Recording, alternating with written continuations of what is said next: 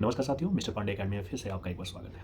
ये वीडियो विशेषकर बिहार शिक्षक बहाली से संबंधित है, उसमें भी सप्लीमेंट्री रिजल्ट से खासकर संबंधित है। जैसा कि आपको ज्ञात है कि टीआरई 2 में सप्लीमेंट्री रिजल्ट को लेकर विभाग ने अपना स्टैंड है क्लियर कर दिया है और स्पष्ट रूप से आयोग के पास एक सूची भेज दिया है, जिसमें उन्होंने अभ्यर्थियों की सूची बनाई है। 14,700 के समथिंग है। जैसे पेपर के माध्यम से आप सभी को ज्ञात हुआ है, वीडियो के माध्यम से मैं पहले भी इस चीज़ को जानकारी में दे चुका हूँ। मैं ये भी आपको पहले बता चुका हूँ कि इसमें 14,700 में मैक्सिमम आप रखिए 10,000 से 11,000, अगर आ जाए तो बहुत बड़ी बात है। 14,000 आने का उम्मीद ना के बराबर है। ये आंकड़ा मैं इसलिए दे पाया हूँ क्योंकि इतिहास से सीखने को मिलता है और टीआरई फर्स्ट इसका सबसे बड़ा उदाहरण है। आप समझ सकते हैं कि 4700 में से 2700 देकर 2,000 जब सीटों को रिजर्व कर लिया गया, ऐसे बोलकर कि सिर्फ इतने ही अभ्यर्थी क्वालिफाई है, लायक है, और क्या क्या बातें बोले वो मेरे समझ से परे था। और मुझे जहाँ तक लगता है कि आपको भी समझ में आया नहीं होगा। विभाग तरह तरह की बातें करता है, आयोग भी वैसे ही बहुत ही उम्मीद के साथ एग्ज़ाम दिया जाता है। रिजल्ट के समय ऐसे ऐसे कारनामे देखने को मिलते हैं कि आप उससे परे रहते हैं।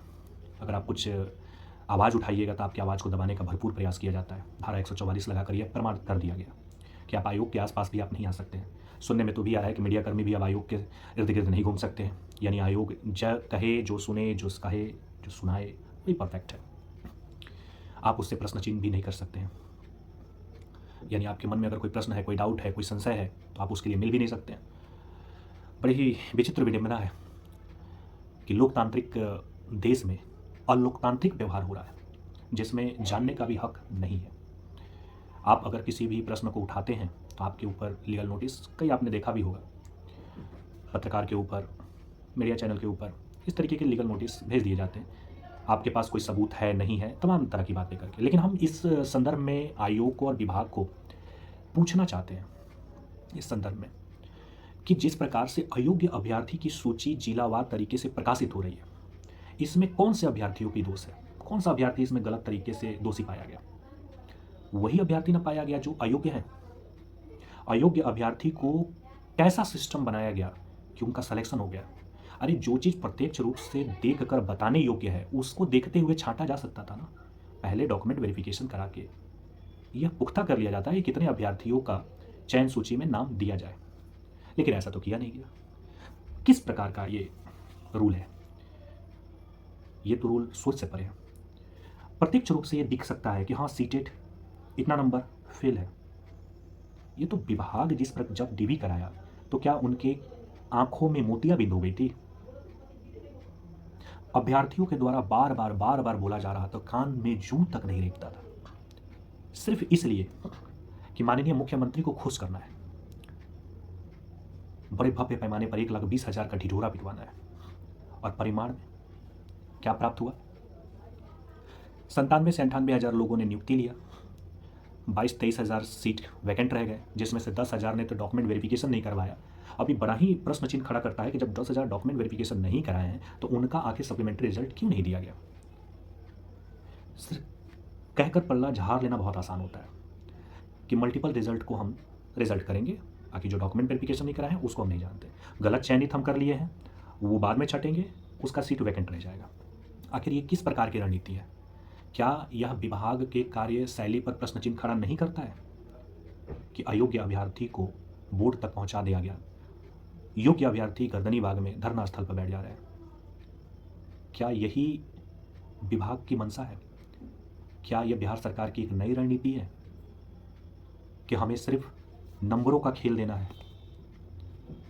आपको जब लेना ही था तो पहले डॉक्यूमेंट वेरिफिकेशन करा के प्रत्यक्ष रूप से देख लेते। अरे जो अप्रत्यक्ष है उसके लिए माना जा सकता है, जैसे में किसी का डॉक्यूमेंट ही गलत है, गलत तरीके से डॉक्यूमेंट वो बनाकर उसमें ज्वाइनिंग कर लिया, तो वैसे में तो ये यूनिवर्सिटी के पास वेरिफिकेशन जाएगा, होगा, तब एक मैटर मानते। एक छोटी सी मैं आपको सूचना देना चाहूँगा। मेरे घर में एक बहुत ही दिलचस्प घटना हुआ था, मैं आपको इससे ध्यान आकर्षित करवाऊंगा कि किस प्रकार से काम होता है। यही बिहार गवर्नमेंट ही के द्वारा हुआ। मैं आपको बताऊंगा कि पंचायती राज विभाग में मेरे घर से अपने व्यक्ति बहुत खास ज्वाइनिंग किए। आपको मैं बता दूं कि उनका डॉक्यूमेंट वेरिफिकेशन होने के बाद 2 साल के बाद ज्वाइनिंग आया, 1.5 से 2 साल के बाद, मतलब पूरी प्रक्रिया में 2 साल का वक्त लिया गया। डॉक्यूमेंट्स वेरिफिकेशन में 2 साल, मैं थोड़ा सा कंफ्यूज हूँ, लेकिन 2 साल मुझे एक्यूरेट ये समझ में है कि जब से फॉर्म भरा गया था तब से। आई थिंक डॉक्यूमेंट्स वेरिफिकेशन के 7-8 महीने के बाद ही ज्वाइनिंग आया है। आपको मैं बता दूं कि हर एक डिपार्टमेंट में डॉक्यूमेंट को भेजा गया। भेजने के बाद उस सारे डॉक्यूमेंट को जब वेरीफाई कर लिया गया, उसके उपरांत उन्हें कॉल कर सूचित किया गया कि आप आगे की प्रक्रिया के लिए सेलेक्ट हो चुके हैं। बकाया एक लेटर, जिस प्रकार से चयन सूचित बनाया जाता है, बकाया चयन सूची बनाया गया, ठीक उसके उपरांत उन्हें बुलाया गया। बुलाने के बाद ज्वाइनिंग लेटर दिया गया। तत्पश्चात पंचायती राज विभाग में उन्हें ज्वाइन कराया गया। जब तक डॉक्यूमेंट का पूर्ण रूप से वेरिफिकेशन नहीं हुआ, तब तक उन अभ्यर्थियों को होल्ड करके रखा गया। शिक्षा विभाग और पंचायती राज विभाग में कितना डिफरेंस है। आपने जब कार्य कर लिया था तो ये भी कार्य कर लिए होते। अरे 4-5 महीने, जैसे 4-5 साल रुका गया था, 4-5 महीने और रुक गया था, लेकिन आपकी मंशा तो स्पष्ट थी।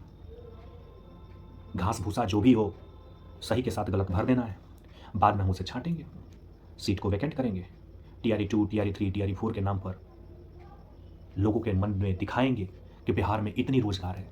पहली बार 1,70,000, दूसरी बार 1,22,000, टीआरई 2 में 80,000। अरे बाबा, कितना सीट है भाई, बिहार में गजब रोजगार चल रहा है। बिहार के लोग बुर्बक नहीं है ना हजूर, बिहार के लोग बुर्बक नहीं है। कितने बिहारवासियों का दिमाग है वो आपसे भी परे है, बस समय के इंतज़ार में है। समय आएगा और वो कार्य करेंगे। मैं हमेशा इस आवाज़ को बुलंद करते रहूँगा और विभाग का जो नाकामी है उसे मैं दिखाता रहूँगा, हर एक व्यक्ति को बताता रहूँगा। जिस प्रकार से लेटर पर लेटर निकाला जा रहा है कि सीटेट अयोग्य है, स्टेट अयोग्य है, सब्जेक्ट मैच नहीं कर रहा है, क्या यह कार्य पहले नहीं हो सकता था? हो सकता था, लेकिन यह ना करके क्या साबित किया गया कि हमें सिर्फ और सिर्फ लेटर दिखाना है। 1,20,336 अभ्यर्थी नियुक्ति दिया गया, फिर लेटर दिखाया जा रहा है। टीआरई 2 में भी यही हाल होगा। बायोमेट्रिक सिस्टम में पहले भी किया जा सकता था ये काम। किसी को बुखार लग जा रहा है, कोई नानी के यहाँ चला गया, कोई मामा के यहाँ चला गया, 20-25 ऐसे ही फर्जीवाड़े पकड़े जा रहे हैं। काम तो सराहनीय हो रहा है अभी, लेकिन ये काम पहले हो गया होता तो सुयोग्य अभ्यर्थी आज कहीं ना कहीं ज्वाइनिंग लेके बैठे होते, अयोग्य अभ्यर्थी रास्ता नाप लेते, जेल में चले जाते। लेकिन आपने तो ऐसा कुछ किया नहीं। आपके नज़रिए में तो सिर्फ गिनती गिनाना था। महोदय, इन सब खामियों को दूर कीजिए। टीआरई फर्स्ट में जितने सीट बचे हुए हैं, इन सीटों पर पुनः एक बार रिजल्ट प्रकाशित कीजिए। योग्य अभ्यर्थियों को मौका दीजिए। टीआरई 3 के चक्कर में बहुत सारे अभ्यर्थियों का उम्र लैप्स कर गया है, उसका तो भरपाई आप नहीं कीजिएगा। आप कोई गलती कीजिए, वो गलती नहीं होता है। अभ्यर्थी कोई गलती कर दे तो पाप हो जाता है, दंडनात्मक कार्रवाई होने लगती है। अभ्यर्थी अपने मांग को लेकर सड़क पर उतर जाए तो लाठीचार्ज लग जाता है, तमाम धाराएं लग जाती हैं।